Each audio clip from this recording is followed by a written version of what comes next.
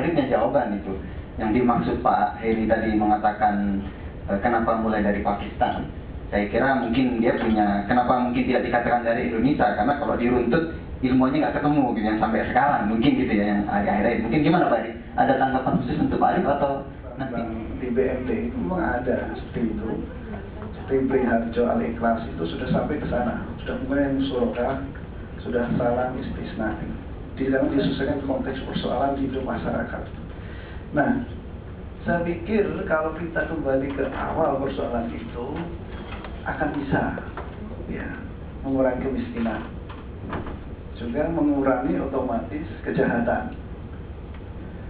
Cuma persoalannya memang kita langsung dihadapkan oleh namanya bank. Bank itu relatif memiliki elemen-elemen tertentu untuk bergerak ya. Nah, oleh karena itu saya pikir tidak ada salahnya dihubungkan antara kemiskinan dan banyaknya lembaga keuangan syariah. Lah, apa arti lembaga keuangan syariah kalau kemiskinan itu berkurang? Walaupun memang kemiskinan itu tidak hanya oleh masalah masalah baru, tetapi apakah tidak ada alternatif bagi pemikir Muslim untuk mengimplementasikan teori-teori ekonomi Islam gitu? Dan saya tahu dalam teori-teori ekonomi Islam ada namanya sumber daya. Sumber daya dalam Islam tidak terbatas. Kebutuhan itu terbatas. Yang tidak terbatas adalah keinginan itu. Nah, maksud saya ketidakterbatasan sumber daya itu bisa dikelola sembilan rupa oleh ekonomi Islam itu. Cuma persoalan selama ini ada statement yang mempengaruhi kesadaran kita bahwa kebutuhan itu ada sumber daya itu terbatas. Karena tidak mungkin Allah itu menciptakan segala sesuatu di dunia ini tanpa ada fungsinya atau manfaatnya. Cuma kita aja yang selama ini tidak merasa apa yang kita ciptakan Allah itu ada manfaatnya. Nah, oleh karena itu memang perlu ada pengertian-pengertian, pemahaman-pemahaman. Ya, kalau saya jelaskan kepada mahasiswa itu, mengapa sumber daya tidak terbatas?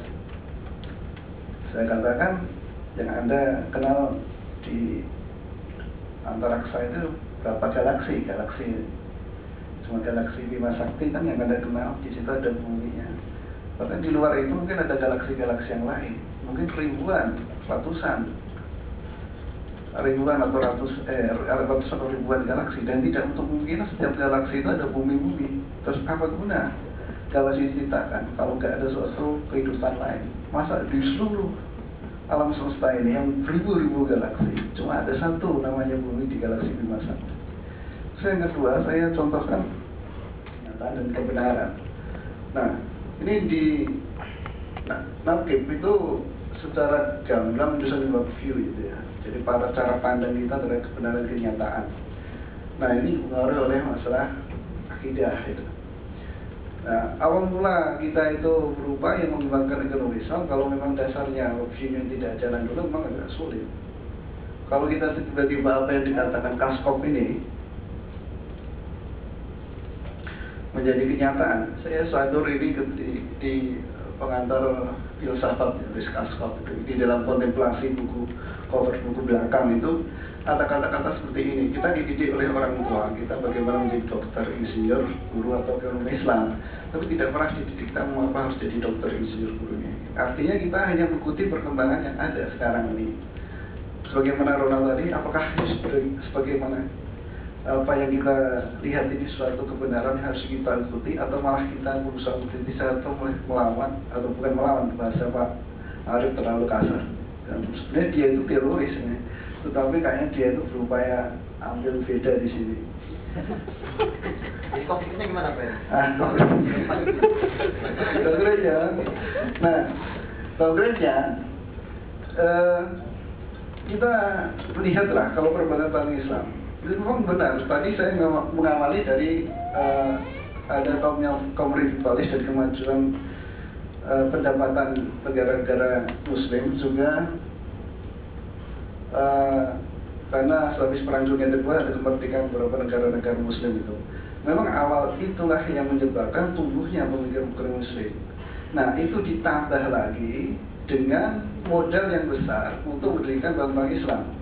Saya pikir gini ya, itu yang menyebabkan kalau awal-awal mudorobah itu cuma terkenal sampai kata-kata itu pertama kali kita kenal itu kan bagi hasil.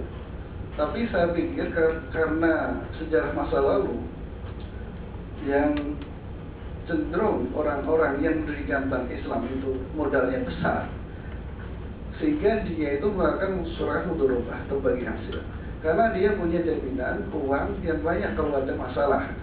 Tapi di Indonesia ketika berbenturan dengan keadaan, bank itu nggak punya uang. Ketika ada misalnya orang yang pinjam uang dengan sistem musyawarah, dia punya masalah, bank tidak bisa menghandle itu. Oleh karena itu di Indonesia lebih banyak namanya murabahah daripada mudorobah. Mudorobah itu atau musyawarah lebih banyak di bank-bank mikro itu, jadi di BMT itu yang sudah established. Tetapi untuk baru-baru tetap murabahah. Nah, cuma masalahnya, apakah ada relevansi semakin maraknya murabahah dengan kemiskinan itu? Ya, awal mulanya kita berpikir ada aksi bahwa mudorobah itu akan semakin berkembang, kemiskinan akan semakin menurun. Apakah karena kita pakai murabahah itu kemiskinan tetap sama aja? Karena itu hampir sama dengan bank konvensional. Nah, oleh karena itu seperti kata Ronald tadi tentang apakah kita sudah benar apa jalan seperti ini.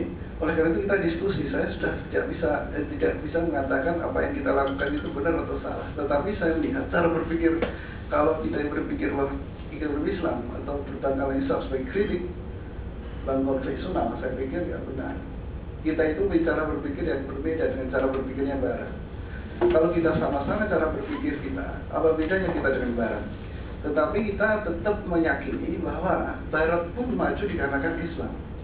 Kita pertama kali maju dikarenakan orang Persia dan orang Yunani.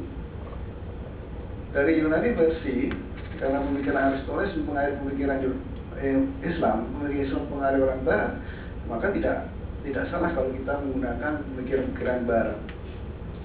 Cuma dalam konteks ini, yang kita harus bisa sedikit membedakan cara berpikir kita yang didasarkan worldview yang berbeda antara Islam dan tidak Islam. Itu mungkin ya. Ada yang lain ini mungkin. Silakan Mas Faiz. Jadi yang menanggapi sedikit ya, Pak Eri, ketika dia mengatakan relasi antara kemiskinan dan bank syariah memang jauh Pak Eri. Tak mengawang-awang, karena kalau kita bicara kemiskinan itu kan banyak variabel sekali yang terkait di sana kan. Tidak hanya cuma bank syariah, ketika meskipun bank syariah itu perkembangannya mungkin 50% atau 90%, tapi itu tidak menjamin kemiskinan yang turun kan. Jadi saya pikir pengembangan ekonomi Islam itu melalui proses yang mungkin membutuhkan waktu yang lebih lama lagi. Dan selama bank syariah itu yang dikembangkan cuma produk-produk yang menguntungkan perbankan, saya pikir nggak bakal itu bakal banyak membantu pengentasan kemiskinan. Kecuali yang dikembangkan itu Qardul Hasan seperti itu, ya mungkin sekali efeknya itu sangat nyata bagi pengentasan kemiskinan. Jadi saya pikir kalau mengaitkan sekarang berkembangnya bank syariah dengan kemiskinan, saya pikir masih jauh di awang-awang itu masih saya pikir. Jadi kalau Mas Faiz cenderung yang tadi aja, jadi bank syariah jangan dikaitkan dulu dengan kemiskinan. Cuman yang perlu sekarang yang saya terus terang dapatkan gitu ya, yang secara pribadi itu adalah saya kira kita memang sudah tidak harus lagi berpikir yang lagi tren. Indonesia kan gitu kadang-kadang. Kita yang lagi tren ekonomi Islam itu perbankan, maka semuanya mendirikan perbankan syariah. Bagaimana how to Islamize Islamic banking kan gitu. Maka banyak lembaga keuangan Islam yang ada di kita itu bukan Fakultas Ekonomi Islam yang mengkaji filosofinya, mengkaji bagaimana distribusi, bagaimana kontribusi zakat ke dunia kita, bagaimana kemiskinan diturunkan secara Islam itu, bagaimana sistem keuangan sudah Islamnya atau gimana. Itu kan tidak sampai seperti itu. Kemudian kita fokusnya bagaimana